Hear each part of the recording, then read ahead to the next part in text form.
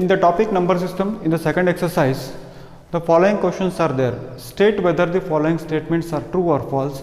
Justify your answer. आपको answer justify करना है. तो पहला स्टेटमेंट है every irrational number is a real number. सारे इरेशनल नंबर रियल नंबर होते हैं. Yes, the answer is yes, since the collection of all real numbers contains all natural numbers.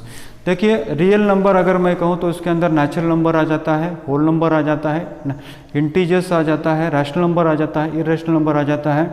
Everything is real number. So definitely if any irrational number is given to you, the answer will be yes.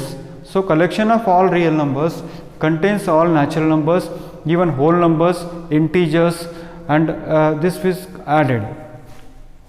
Second question is every point on the number line is of the form root m, where m is a natural number.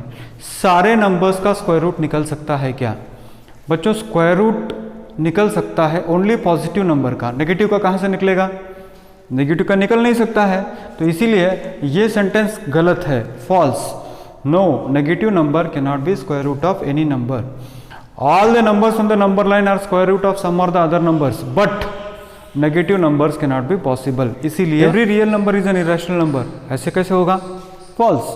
For example 2 real number है मगर वो irrational number नहीं है. Square root of 2 irrational है, square root of 2 irrational है मगर 2 itself is not a irrational number. 3 is a real number but irrational नहीं हो सकता है.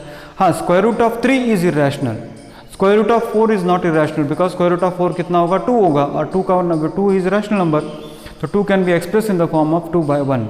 तो सारे रियल नंबर्स इरेशनल नहीं होते. सारे रियल नंबर इरेशनल हो जाते तो फिर हमको रियल नंबर को इरेशनल कह देते हैं हम सारे. All numbers cannot be so. Are square roots of all positive irrational integers irrational? Positive integers irrational? If not, give an example of square root of a number that is rational number.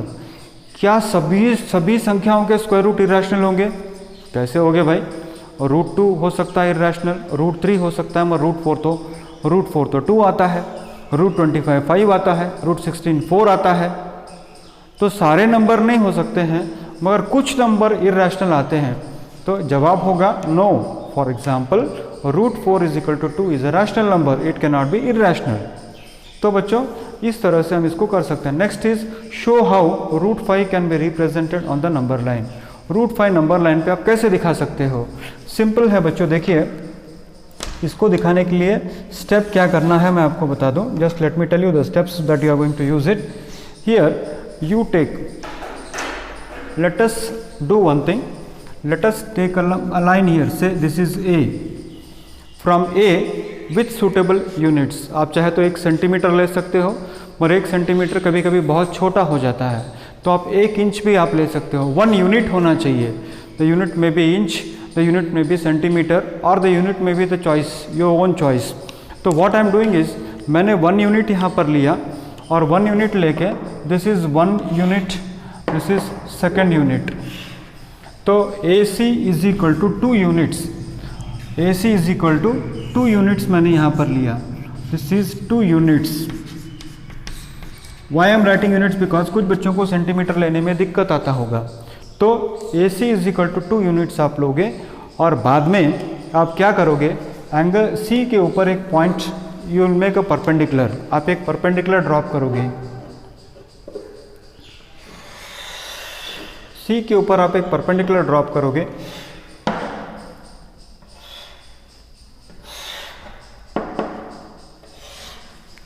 तो C के ऊपर you will make a perpendicular.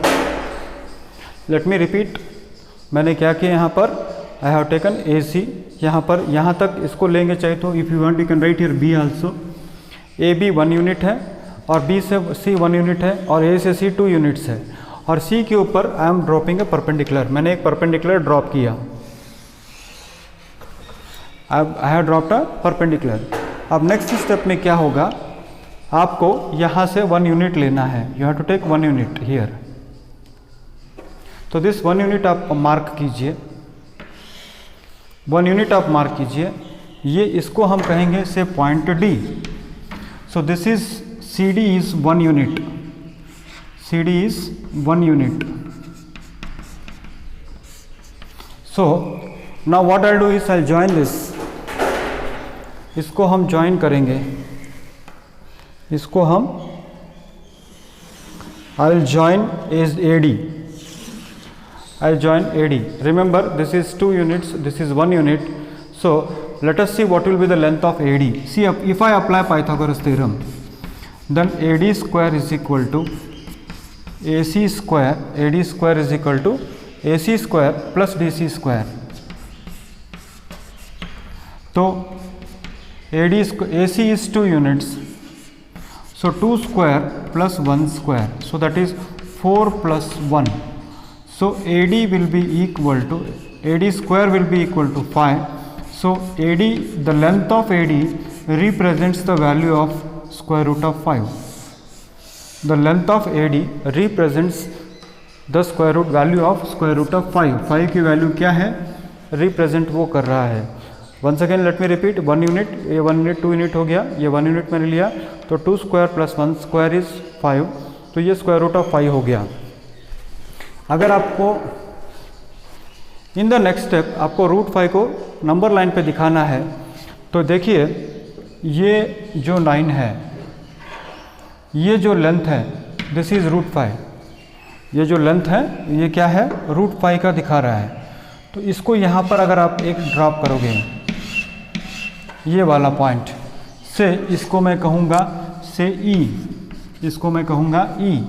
तो ये AE length जो होगा, AE length जो होगा, that will be equal to root 5. The length of AD, this length of AD represents root 5. The same thing I have dropped here. So what I want to tell you is root 5, यहाँ पर this point E represents the location of root 5 on the number line. E represents the location of root 5 on the number line. So I can say that AE is equal to, or root 5 is equal to AE. Root 5 is equal to AE. तो approximately देखिए आप 2 के बाद 2.2 या 2.3 के आसपास आपको क्या मिलेगा, you will get the square root of 5. 2.73 something कुछ तो आ जाएगा आपको. देखिए 2.2 के आसपास I will get it. Approximately मैं बता रहा हूँ, नॉट एग्जैक्टली, अप्रॉक्सीमेटली 2.2 से लेकर 2.3 तक आ सकता है यूनिट्स. आपने अगर, तो यहाँ बच्चे क्या करते हैं, सर 1 सेंटीमीटर बहुत छोटा हो जाता है सर, तो ठीक है 1 इंचेस आप ले सकते हो, तो you can do this way also. Okay fine. तो दिस इज द अप्रॉक्सीमेटली. दूसरा एक तरीका ये है कि वो आप स्पाइरल बना सकते हो, स्क्वायर रूट पायरल, यानी पहले 1 और 1 लेकर रूट 2 बनेगा, फिर रूट 2 और 1 लेकर रूट 3 बनेगा, रूट 3 और 1 लेकर रूट 4 बनेगा, और रूट 4 और 1 लेकर रूट 5 बनेगा.